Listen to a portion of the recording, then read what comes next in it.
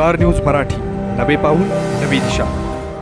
आमदार गोपीचंद पडळकर यांचे घाटमाथ्यावर आक्रमक भाषण. आमचे उमेदवार तयार, फुंकले रणशिंग. तुम्ही आपल्या कार्यक्रमासाठी हॉल शोधताय तर मग आपल्या सेवेसाठी खानापूर मध्ये सज्ज आहे कौतिका पॅलेस बँक्वेट हॉल खानापूर.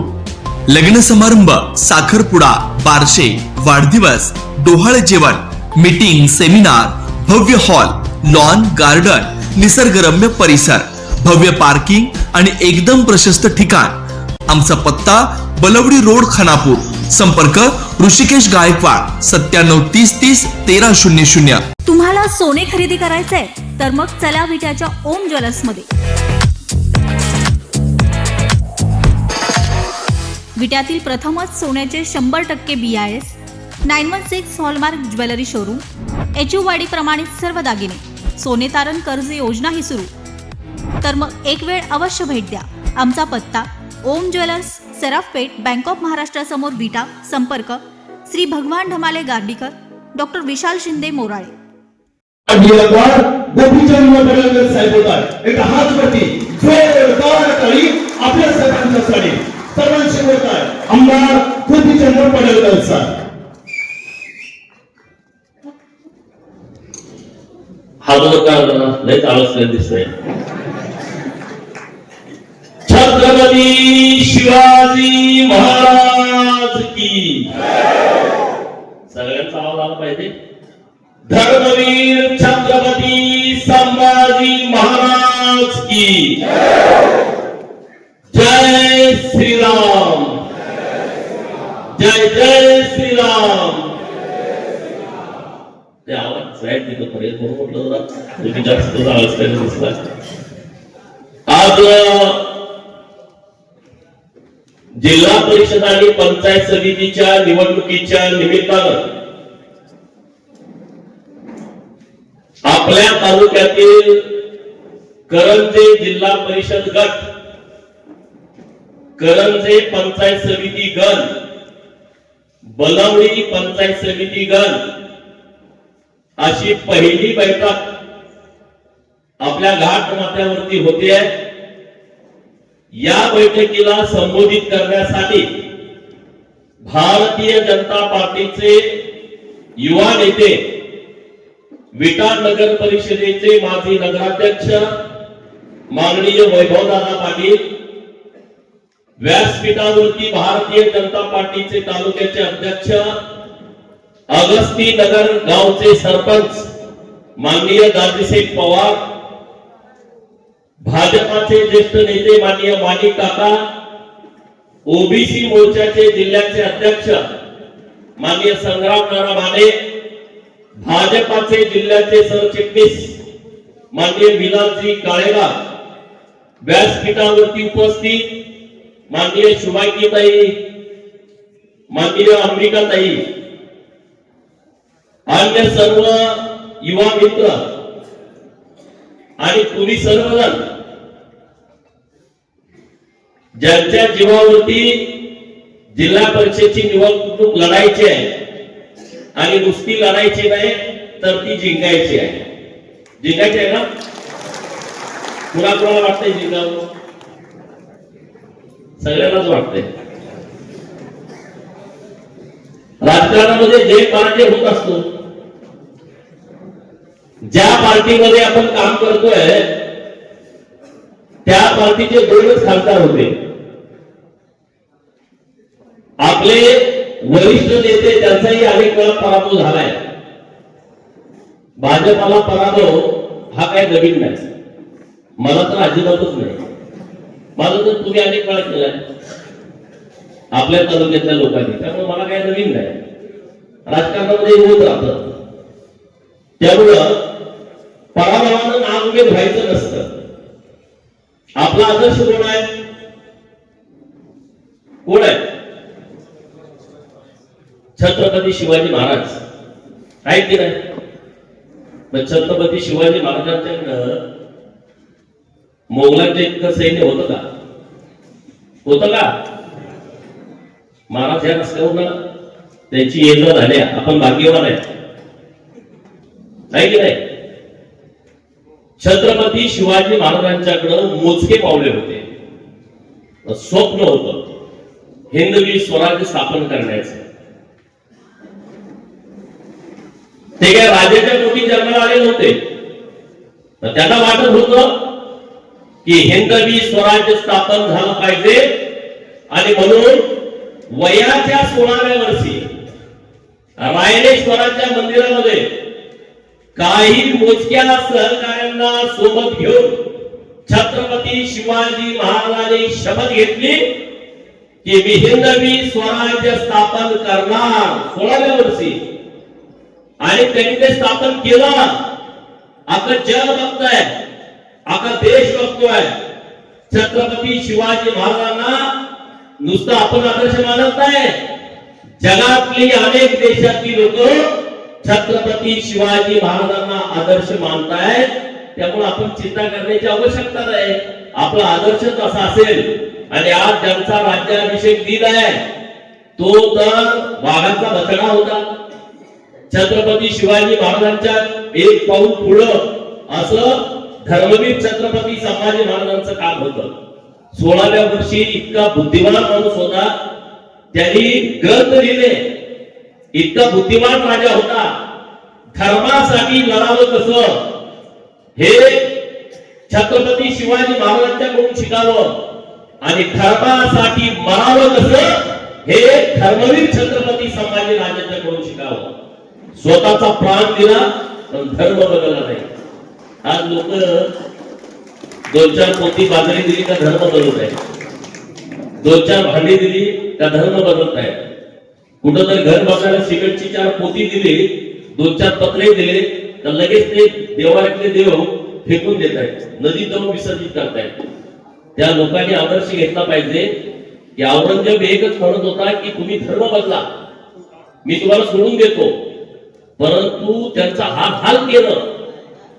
प्रत्येक अवयव तोडला, हात तोडले, बोट तोडली, पाय तोडले, अंगावरची सगळी चालती काढली, परत त्याच्यावरती मीठ चोळलं, परत कातडाला परत एक कातडं काढायचे, नाक कापलं, जीभ कापली, कान कापले, डोळ्यामध्ये त्यांनी सळया घातल्या. परंतु धर्मवीर छत्रपती संभाजी महाराज नमले नाही, झुकले नाही. ते म्हणजे मेलो तर चालेल पण मी धर्म बदलणार नाही. विचार करा, जर संभाजी महाराजांनी धर्म बदलला असता तर आता तुमची अवस्था काय असते. आज त्यांचा राज्याभिषेक दिन आहे. फार कमी वय त्यांना मिळालं, फार छोटा आयुष्य. शिवाजी महाराजांना पण खूप छोटा कमी आयुष्य मिळालं. म्हणजे 1630चा जन्म आणि 1680चं निधन, 50 वर्ष. 50 वर्षात काय करते आपण? व्यासपीठ आपण परत एक घर बांधले, एक गाडी घेतली, त्याचा हप्ता फेडतोय आपण, घराचे हप्ते आहे, मुलीचं लग्न. ह्याच्यापर्यंत आयुष्यात 50 वर्षात माणूस काय करत नाही. परंतु छत्रपती शिवाजी महाराजांनी 350 किल्ले 50 वर्षाच्या वयामध्ये बांधले, जे आज पण आपण सगळे बघतोय. 350 किल्ले. असा राजा होणे, असा राजा आपला आदर्श आहे. त्यामुळे चिंता करण्याचं कारण नाही. आपल्या तालुक्यातल्या लोकांनी आता बरगड झटकून कामाला लागलं पाहिजे. आणि जिल्हा परिषदची निवडणूक 5 तारखेला आहे. काल मी निवडणूक आयोगाला भेटलोय. 5च्या ऐवजी 6 करा, बघू आता काय होतंय. कारण मायाका देवीची यात्रा 5 तारखेला पुण्याचा कार्यक्रम आहे. कोण जातं यात्रेला बघा बघा. मी निवडणूक आयोगाला म्हटलं हे काय अधिकारी झोपले तर काय, त्यांनी रिपोर्ट का नाही केला? त्याची जबाबदारी आहे ना. या संविधानानुसार एक माणूस मतदानापासून वंचित राहू नये याची काळजी घ्यायची आहे. सरकार प्रशासन जाहिराती देतात, निवडणूक आयोग जाहिराती लागतात, दिवाळीवर पण लागते की मतदान करा, मतदानापासून वंचित राहू नका, लोकांना मतदान करण्यासाठी प्रवृत्त करा. तुम्ही करोडो रुपये खर्च करताय आणि दुसऱ्या बाजूला जिल्हा परिषद आणि पंचायत समितीची निवडणूक ज्या दिवशी घेताय त्या दिवशी करोडो बहुजनांची कुलदेवी मायाका देवीच्या नैवेद्याचा बोण्याचा दिवस आहे. लाखो लोक तिकडे जाणार आहेत. मतदान करणार कोण? कुणाकुणाला शोधायचं, माघारी कुणाकुणाला आणायचं. आणि मायाका देवीच्या मतदाना बोण्याच्या दिवशी कुणी काय करायला तयार नसतं. म्हणून त्याला काल विनंती केली, रिपोर्ट घ्या तुम्ही आणि 5च्या ऐवजी किमान 1 दिवस वाढवा 6, म्हणजे बऱ्यापैकी लोक परत येतील. तर आपण आज वैभवदारांचं भाषण ऐकलं आणि त्यांनी पण तुम्हाला सर्वांना सूचना दिल्या. करंजे जिल्हा परिषद गट आपण 1,00,000% जिंकू शकतो. किती? कारण मी अशा पण पुढच्या मोजल्या, माणसं उभा राहिलेली ती पण बघितली. तुम्ही नुसतं घरातल्या लोकांनी मतदान केलं का करंजे जिल्हा परिषदचा उमेदवार 1,000+ मताने आपला निवडून येऊ शकतो. आणि एका पत्रकार मित्रांचं विनंती आहे, सगळं तुम्ही कॅमेरा तुमचा फिरवून व्हिडिओ दाखवून टाका. अशी काही परिस्थिती नाही की आम्ही सगळं वन साइड करू. राजकारणामध्ये होत असतं. मी तुम्हाला शब्द देतो, भारतीय जनता पार्टीच्या कार्यकर्त्याला राजकीय पुढाऱ्याचं ऐकून इथला कुठलाही प्रशासकीय अधिकारी, मग ते पोलीस स्टेशन असेल किंवा महसूल असेल, पंचायत समिती असेल, एकाही कार्यकर्त्याला त्रास देणार नाही. आणि जर दिला तर गोपीचंद पळकरची त्या अधिकाऱ्याची गाठ आहे. तुम्ही असं समजायचं कारण नाही की आम्ही करत ते मनमाने, आणि आमच्या तर कार्यकर्त्याला त्रास होतच नाही. व्यासपीठा बरोबर ना? माणिकाका होतो का? माणिकाका गावावर सारखी फायटिंग असायची. आता नाही, शांत आहे, माझे गाव खाली बसले. बरोबर ना? दोषात दोषा मिळेल. आम्ही कुणाला त्रास देत नाही, आम्ही कुणाचं नुकसान करत नाही. कुणाच्या तरी शेतात मधनच वाट काढा आमचा आग्रह नाही. एखाद्याचं घर पाडा आणि त्याच्यावर वाट करा, आम्ही अजिबात कुणाला भरत नाही. आंब्याची झाडं आंबा लागल्यानंतर जेसीबीनं पाडा आणि तो आमचा विरोधक आहे आणि तिथं रस्ता करा, हा आमचा स्वभावच नाही. हे आम्हाला काम करायचं नाही. आमचा विरोधक असू द्या, त्याला रस्ता पाहिजे द्या, पण सरळ मार्गाने द्या.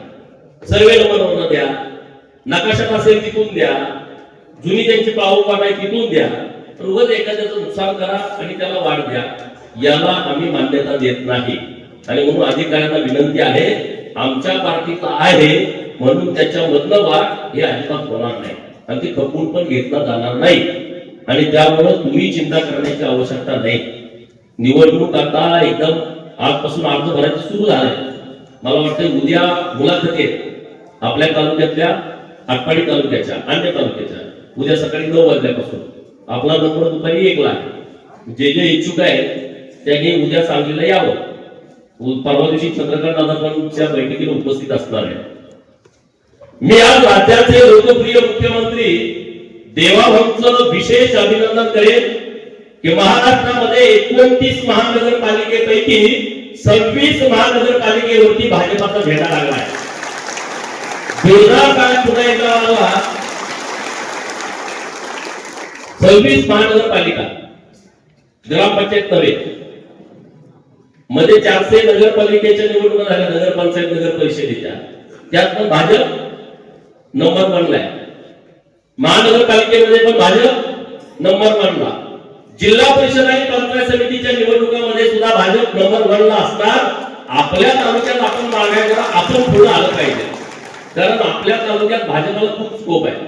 कारण एसटी एकदम मोकळी आहे, एकदम मोकळी आहे. आता बाहेर लागली तर जागा धरून बसा, रुमाल वगैरे टाकून तिकीट आपण पूर्वी टाकत होतो ना, गाड्याला रुमाल टाकायचो आपण, किंवा काय काय गडीच्या काचत नाच जायचं. आता तिकिटाच्या संदर्भामध्ये आपल्याकडे सुद्धा सक्षम उमेदवार आहे.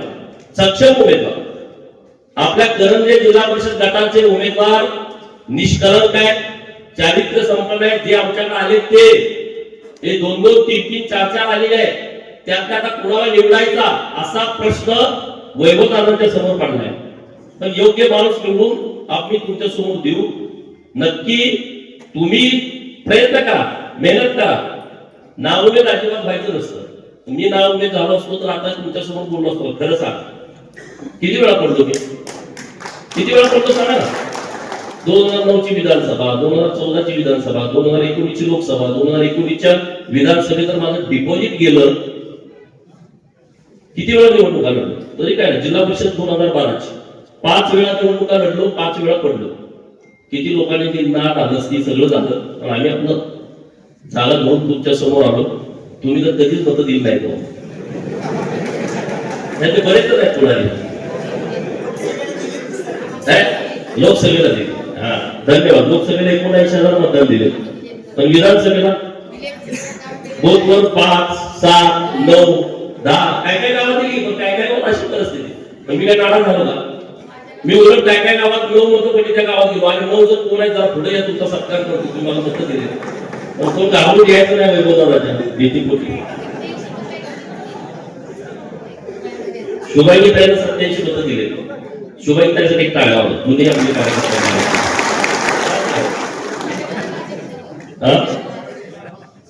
त्यामुळे आता जर तुम्ही हजारो लोक आपले करंजे गटातले चिंता करण्याचं कारण नाही.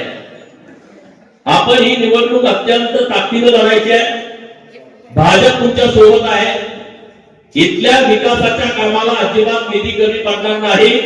आमदारांचा जेवढा निधी असेल तेवढाच निधी तुम्हाला मिळण्याची व्यवस्था मी करून देतो. त्यांना जिल्हा नियोजनाला 5 मिळाले, तुम्हाला पण 5च मिळते. आम्ही कुठून पण आणू, कसं पण आणू, चिंता करू नका. काळजी करायचं कारण नाही.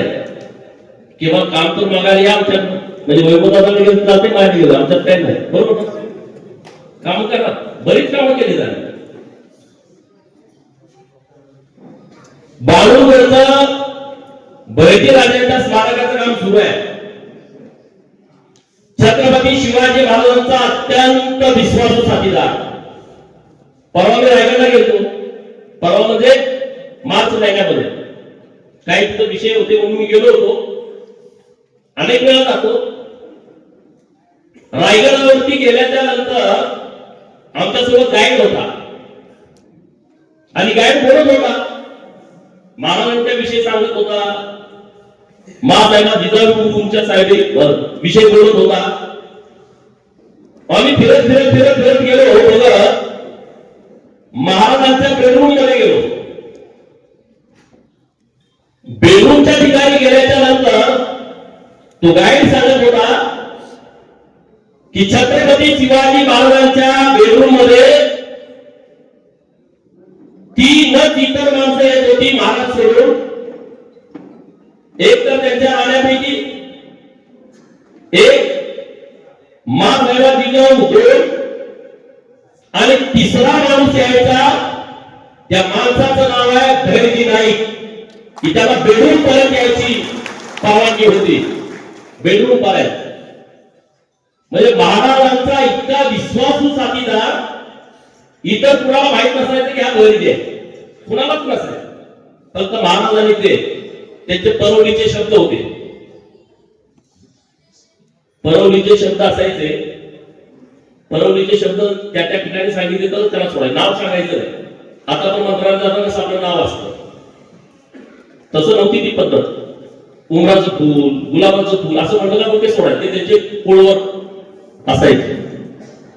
अशा राजाचं सहकार्याचं स्मारक आपल्या बालुरगडावरती आहे आणि ते आता आपण 20 कोटी रुपयाचं स्मारक उभा करतोय. 1.5 कोटी रुपयाचं काम तिथं झालंय. आपल्याला अभिमान असला पाहिजे. आणि हे बालुरगड आहे ना, हे रायगड पर्यंत निरोप पाठवायचं ठिकाण होतं. आदिलशाहीवरती लक्ष ठेवणार, विजापुराकडे काय काय घडतंय हे बालुरगडावरून बऱ्यापैकी तिकडचं दिसतंय. एखादा शत्रू जरी आला तरी बालुरगडावरती काहीतरी अशी गंज पेटवायची, तिथून पुढं रेला विकलं, असं ते निरोप रायगडापर्यंत पास करायचे. म्हणजे इतकी त्यांची व्यवस्था होती. बाकी काय तिकडे फोन वगैरे नव्हते ना. आणि म्हणून बहिर्जी राजांचं जे बालुरगड आहे ठिकाण ते आम्ही डेव्हलप करायला घेतलंय देवाभाऊंच्या नेतृत्वामध्ये. टेंबूचं जे काम झालंय हे 2014 नंतर झालंय आणि याचं सर्व श्रेय आता मी जर चालणार आहे. जर मला तर 2000 कोटी रुपये देणार आहेत पुढच्याकडे, माझ्यामुळे नाही. माझा नेता सक्षम मुंबईमध्ये बसलाय म्हणून ते 2000 कोटी रुपये देणार आहेत. आपल्या तालुक्याच्या बाबतीत पण ते झालं. 2014 पूर्वी 50 कोटी, 25 कोटी, 100 कोटीच्या पुढं निधीच आला नाही. तेव्हा महाराष्ट्राच्या राजकारणामध्ये सांगलीचं वजन होतं.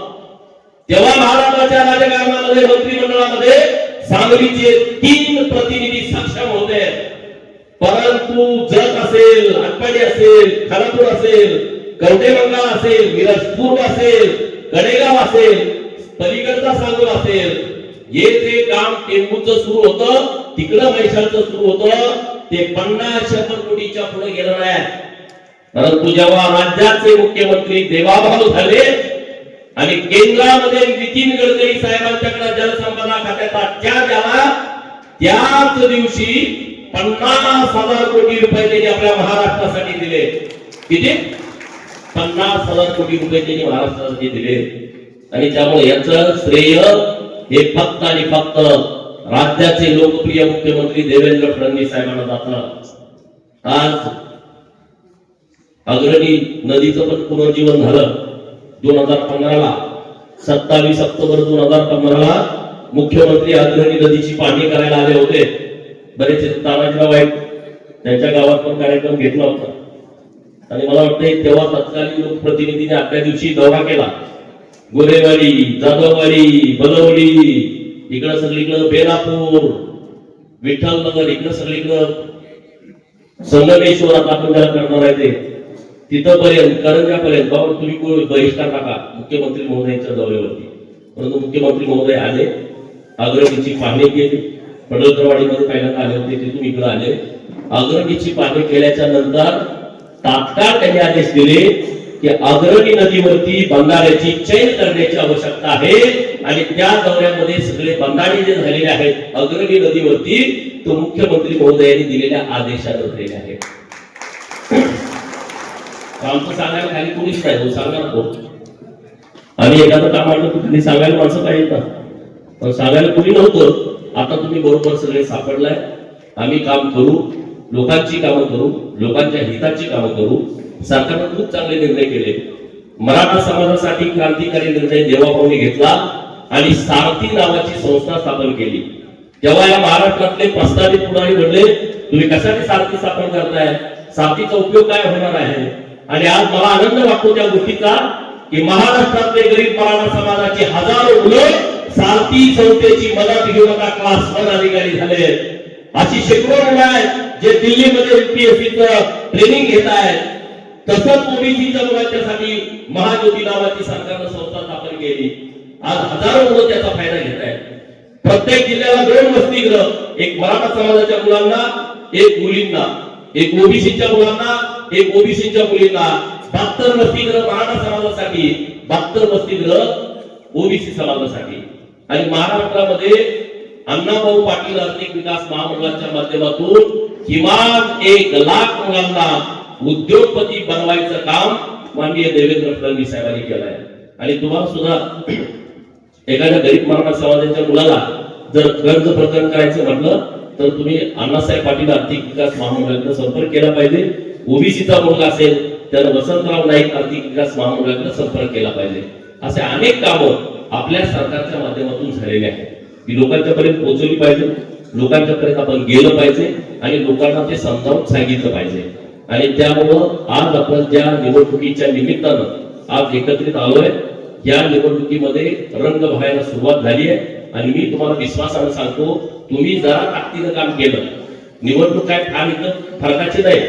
निवडणूक एकदम काटावरची 500, 200, 1000, 1500, 2000 मताच्या पुढे निवडणूक जात नसते. आणि त्यामुळे ही निवडणूक जिंकणं आपल्याला सोपं आहे. आपण चांगल्या पद्धतीने प्रयत्न करूया. आता परत लेंगरे गटात पण अशीच बैठक आहे, नागेवाडी गटात पण अशीच बैठक आहे आणि तिकडे भाळवणी गटात पण अशीच बैठक आहे. 4 बैठका सलग 4 दिवस करण्याचं नियोजन हे भारतीय जनता पार्टीच्या नेतृत्वाने केलंय. त्यामुळे वैभव दादा तुम्ही पण नाराज होऊ नका. तुम्ही पण लई वर्ष सत्ता भोगली होती, त्यामुळे तुम्हाला पण आरामाची गरज आहे. रोज माणसं इकडे नोंद करून द्या, तिकडे नोंद करून द्या, पाणी आता नाही, गटात तुंबले जरा. तुम्ही पण 5 वर्ष दिलाय. माणसाला आयुष्यात काम किती वाचलं? आठवड्यात आपण सोमवार, मंगळवार, बुधवार, गुरुवार, शुक्रवार काम केलं, शनिवार, रविवार सुट्टी पाहिजे. तुम्हाला 55 वर्ष सुट्टीच नाही राव. त्यामुळे तुम्ही पॉझिटिव्ह घ्या, निगेटिव्ह घ्यायचंच नाही. बरोबर की नाही? 55 वर्ष 3 पिढ्या जर काम करत असतील, 5 वर्षाचा ब्रेक घ्या आणि पुढच्या वर्षी धक्का देऊन टाका. पुढं जेव्हा निवडणूक येईल 2030ला ती श्रेणी समाधान काढून टाकली, त्यात काय एवढं. आणि राजकारणामध्ये असं होत राहतं. मुंबईची महानगरपालिका ठाकरे म्हणे आमचीच आहे, आमचीच आहे, आमचीच आहे. कुठं त्यांना बुद्धी सुचली आणि ते मुख्यमंत्रीपद घेतलं. आज केवढ्याला पडलं सांगा ना. उद्धव साहेबांनी मुख्यमंत्रीपद घेतलं, मुख्यमंत्रीपद घेतलं या संजय राऊतांचं आणि कुणाचं ऐकून आज त्या बिचाऱ्याचं नुकसान किती झालं. आज त्याची झोप उडाली असेल. मुंबई महानगरपालिका म्हणजे गोवा राज्याचं बजेट आणि मुंबई महानगरपालिकेचं बजेट सारखं आहे. आज त्या महानगरपालिकेवरती भारतीय जनता पार्टीचा झेंडा आज लागलेला आहे. मागच्या वेळेस पण 84 सीट आल्या होत्या भाजपच्या. आमचा नेता एकदम असा दिलदार आहे. 84 नगरसेवक निवडून आल्या, 82 नगरसेवक भाजप आणि 84 नगरसेवक शिवसेना उद्धव ठाकरे. म्हणजे तेव्हा शिवसेना एकच होती. 84 त्यांच्या 82 यांच्या. तरी सुद्धा साहेबांनी सांगितलं आपल्याला यातलं काहीच घ्यायचं नाही. ना उपमहापौर, ना महापौर, ना कुठला सभापती, सगळं देऊन टाकलं. शिवसेना तुम्हीच करा. आमचे सगळे दुसरे सपोर्टिव्ह म्हणून राहिले भाजपकडे. आता परिस्थिती बदलली. तेव्हा त्यांना मुख्यमंत्रीपद 2.5 वर्षाचं मिळालं. सगळे गडी गेले होते. आता त्यांना कसं करमत असेल कोणाच ठाऊक. लाल दिव्याच्या गाड्या रोज येणार जाणार मातोश्रीवरती. आज काय परिस्थिती सांगा. लोक इतकी यायची. देशातला कुठलाही माणूस आला तर मातोश्रीवर भेटायला जायचा. आज उद्धव साहेब कुठल्या पण हॉटेलवर दिसत आहेत, कुठेही दिसत आहेत. म्हणजे शेवटी बाळासाहेबांचं घर आहे. भाजपला सुद्धा या बाबतची आस्था आहे. परंतु आज राजकारण इतक्या एक निर्णय चुकीचा झाला तर आता सगळे निर्णय चुकायला लागले. म्हणजे काय परिस्थिती नाही. आज तुम्ही महाराष्ट्राची परिस्थिती बघा काय झाली. मुंबईत जर ही अवस्था असेल, महाराष्ट्रात त्यांचे नगरसेवक किती आले त्याचा आकडा बघायला पाहिजे. इतकी वाईट अवस्था झालेली आहे. आता सांगलीमध्ये आपले 39 झाले. सांगलीत पण महानगरपालिका भारतीय जनता पार्टीच्या ताब्यात झाली. सगळे 15-20 दिवस झाले तिथंच तळ ठोकून होती. काय करत होते कोणाच ठाऊक. पुण्यामध्ये ते म्हणजे पुण्यामध्ये तर असं वंचाय भाजप. पिंपरी चिंचवडला महेश दादाला आमच्या एवढा घेरला होता. तो पैलवान गडी आहे. एकदम मस्तात निघाला, एकदम वंचाय करून टाकला. मागच्या वेळी भाजपपेक्षा जास्त सीट आता तिथं निवडून आलेली आहे. त्यामुळे सगळीकडे भाजप आहे. हो आता तो वाल्याला माझी विनंती आहे हात जोडून आपल्याला जरा कमळ फुलवून टाकून आपल्याला जरा बरं वाटावं. मेसेज जाऊ द्या. जिल्ह्यात सगळीकडे भाजप झालं. जिल्ह्यात बघा ना कुठं आमदार झाले, कुठं खासदार झाले, कुठं नगरपालिका झाली. प्रत्येकाचा नंबर झालाय. आपल्याकडे जरा पहिल्याचा स्कोप होता. परंतु नगरपालिका आपली गेली तर जिल्हा परिषदला तर आपण चांगल्या पद्धतीने काम करूया, ताकदीने काम करूया. आणि भाजप शिवाय दुसरा पर्याय नाही. भाजपचा अजेंडा आहे. हो नरेंद्र मोदी साहेब 2002 ला गुजरातचे मुख्यमंत्री झाले. 2014 पर्यंत गुजरातचे मुख्यमंत्री होते. 2014 ला देशाचे पंतप्रधान झाले. आज मी तुमच्याशी बोलतोय 2026 म्हणजे 12 वर्ष पूर्ण होतात. एप्रिल महिन्यामध्ये पंतप्रधान पदाला 12 वर्ष ते मुख्यमंत्री होते. विरोधकांनी अनेक आरोप केले नरेंद्र मोदी साहेबांच्यावरती, खालच्या पातळीवरती जाऊन टीका केली. परंतु मला अभिमान आहे माझ्या देशाचा की एकही आरोप भ्रष्टाचाराचा 1 रुपयाचा आरोप झाला नाही नरेंद्र मोदी साहेबांच्यावर. 1 रुपयाचा. तीच परिस्थिती राज्याच्या मुख्यमंत्री महोदयांची. 2014 मुख्यमंत्री झाले, आता परत मुख्यमंत्री आहेत, पण 1 रुपयाच्या भ्रष्टाचाराचा आरोप आमचे विरोधक करू शकले नाहीत. हे नेतृत्व आहे आपलं. ज्याला काम करायचंय तुमच्या आमच्यासाठी, ज्याला मेहनत घ्यायची तुमच्या आमच्यासाठी, पोराबाळांच्यासाठी नाही. राजीव गांधी स्वतः समाजात पंतप्रधान असताना बोलले होते, मी 1 रुपया जेव्हा दिल्लीतून गावाला पाठवतो तेव्हा माझ्या शेतकऱ्यांच्याकडे 10 पैसे पोचतात, 90 पैसे मध्ये दलाल गॅंग खाऊन टाकते, अधिकारी असतील किंवा पुढारी असतील. आज देश बदलतोय. नरेंद्र मोदी साहेब किसान सन्मान निधी या देशातल्या शेतकऱ्यांना पाठवायचं जेव्हा बटन दिल्लीतून दाबतात तेव्हा डायरेक्ट खात्यावरती पैसे जातात. मध्ये आधी कुणी तुम्हाला मराठी भेटला, तर सर्कल भेटला, तहसीलदार भेटला, कुणी कार्यकर्ता भेटला भाजपचा की तुमच्या खात्यावरती पैसे येणार, मला पैसे द्या. काय नाही, डायरेक्ट डीबीटी. 1 रुपयाची कुठली भ्रष्टाचाराची व्यवस्था ठेवली नाही. मध्ये आले जनधन अकाउंट काढलं तेव्हा लोक बोलायला लागली, अरे मोदी साहेब कशाला हे सगळे बँकेकडे गर्दी करायला लागले, आमची तर खातीच नाहीत. अशी करोडो लोक होती या देशामध्ये, त्यांचं खातच नव्हतं बँकेवर. खातच नाही, त्यांनी बँकच पहिल्यांदा बघितली होती. अशा गरीब लोकांना त्यांनी बँकेकडे आणलं. लोक पैसे साठवायला लागली. बँकेमध्ये हजारो कोटी रुपयाच्या ठेवी वाढल्या नुसतं बँकेकडे आणलं म्हणून. त्याच्या पुढे जाऊन त्यांनी प्रत्येक स्कीम अशी केली की त्या प्रत्येक खात्यावरती पैसे यायला लागले. लाडक्या बहिणीच्या पण खात्यावरती पैसे यायला लागले. त्या बहिणीला कधी वाटले नव्हते की तिथं जनरल मध्ये अकाउंट काढलंय आणि माझ्या खात्यावरती कधी तर पैसे येतील. आता त्यांच्याकडे पैसे यायला लागले नाही सांगा. कुणी कुणी उसने घेतले पैसे बायकोकडून मागच्या 6 महिन्यात 7 महिन्यात वर्षभरात घेतले नाही. खरं सांगा. 1000 रुपये तुला पगार आला देतो, 1000 रुपये सोमवारी देतो, मंगळवारी देतो आणि देगी काय अगोदर तुम्हाला 50 रुपये मागायचं. काय केलं तुला काल दिले होते, काय केलं देतो पैसे 100 दिले होते, 200 दिले होते. आता तसं नाही. ती योजना नाही, ती सवलत नाही. या महाराष्ट्रातल्या आपल्या बहिणींचा सन्मान आणि स्वाभिमान जपणारी ती योजना आहे. अशा पद्धतीची योजना आपल्या सरकारने डिझाईन केलेली आहे. हे सांगा सगळ्या लोकांना, ताकदीनं जावा आणि भारतीय जनता पार्टीचा झेंडा माननीय देवाभाऊच्या आणि चंद्रकांत दादांच्या नेतृत्वामध्ये सांगली जिल्हा परिषद वरती आपल्याला रोवायचा आहे. आणि तो रोवण्यासाठी कमळ चिन्हावरचा उमेदवार आपल्या तालुक्यातला पाहिजे. नाहीतर मग इकडचे उमेदवार गेले, तिकडचे उमेदवार, आपला उमेदवार नाही असं होता कामा नये. आपला सुद्धा उमेदवार हा सांगली जिल्हा परिषद वरती झेंडा फडकवताना आपल्या तालुक्याचं सुद्धा योगदान असलं पाहिजे आणि ते योगदान असण्यासाठी आपले सदस्य निवडून आणले पाहिजे. हे पुणगात तुम्ही मनाशी बांधा. मी तुम्हाला सर्वांना खूप खूप शुभेच्छा देतो. कधीही तुमचं कसलंही काम असलं, कुणाला कसली अडचण आली, एकदम बाका प्रसंग आलाय, कुठं पण येऊ द्या, महाराष्ट्रात कुठं पण तुम्हाला अडचण येऊ द्या, तुम्ही मला फक्त मेसेज करा. फोन मी उचलत नाही, फोन करू नका, मेसेज करा. आता मी तुमच्याशी बोलतोय तर फोन उचलू शकत नाही, तर तुम्ही तुमचं एखादं काय अडचण आहे, काम आहे, तुम्ही आम्हाला मेसेज करा. आम्ही तुमच्या पाठीशी ठामपणे उभं राहू. कुठल्याही अडचणीतनं तुम्हाला बाहेर काढण्यासाठी मी आणि वैभव दादा तुम्हाला मदत करू. हा शब्द मी तुम्हाला देतो आणि सांगतो. जय हिंद, जय महाराष्ट्र. आपल्या परिसरातील लेटेस्ट बातम्या पाहण्यासाठी स्टार न्यूज मराठी यूट्यूब चॅनलला आत्ताच सबस्क्राईब करा.